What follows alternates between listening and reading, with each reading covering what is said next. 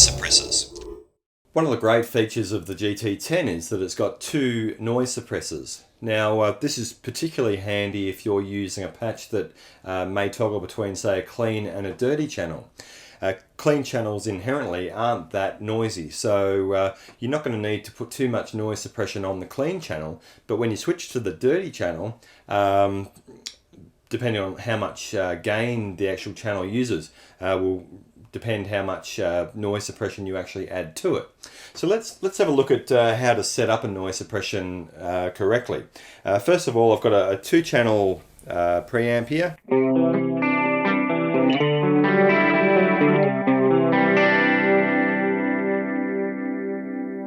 And then if I switch to the dirty channel,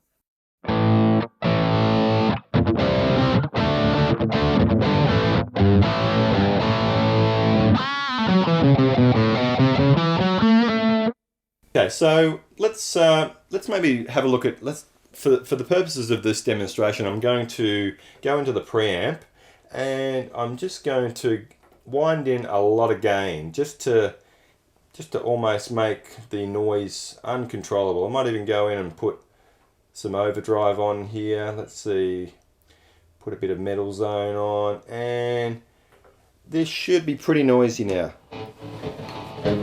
Okay, now if I go into the master control and then use the value dial to go to the noise suppressions, you can see I've got no noise suppression on channel 1. That's the noise suppressor that I've got in the chain directly after my clean preamp.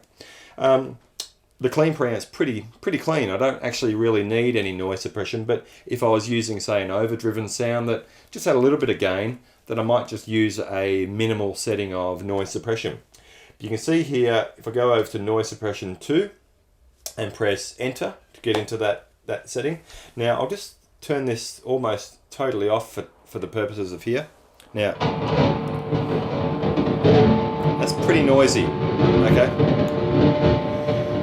That's much noisier than I'd be able to cope with in a live situation, particularly when you turn your speaker or your amplifier up. So we need to look at correctly setting the threshold on the noise suppression so that we're not making it dynamically hard to play. If you put too much noise suppression on, you're going to have to play too hard and you're going to lose the natural feel of your playing.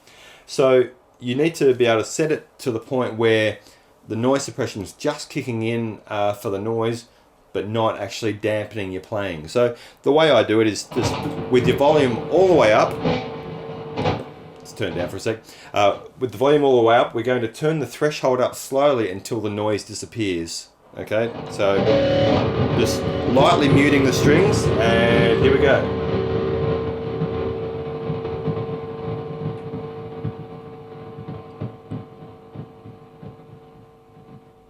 So you can see now as it gets in the 40s, it's starting to disappear. It's still there a bit. Might just...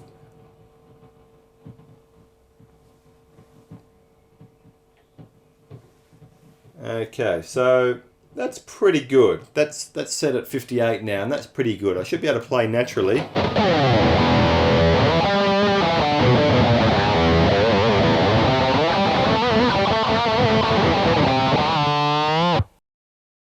And there you go. So that's how to set it correctly. Now that's a lot of gain. I wouldn't normally use that much gain on any patch. So this is just basically over accentuating the amount of gain to give you an idea of how to correctly adjust it. So underneath the threshold you've got the release. Now this governs how fast the noise suppression kicks in.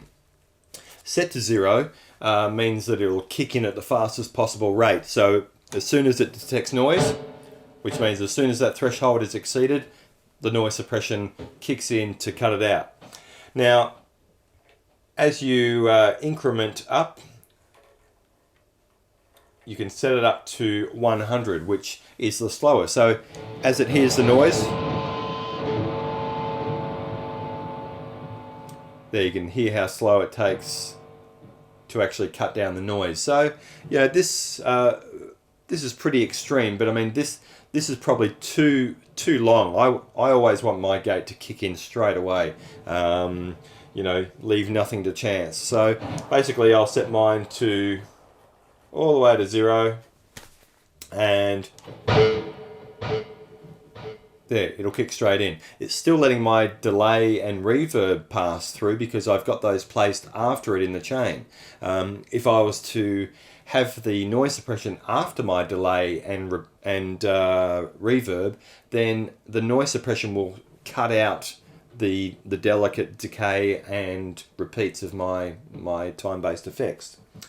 The next setting we have is detect. Now, this tells the GT10 where to actually take the signal from, and in this case I've got it taking the signal directly from the input, which means it's listening to the noise from the guitar, the cable, the preamp, etc.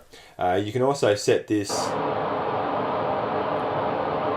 to the input of the noise suppressor, which for me is not working, or the foot volume output. Okay, most cases you'll use it at the input, and yeah, just the main thing is to be careful not to screw in too much noise suppression, otherwise you're going to lose the natural playing dynamics.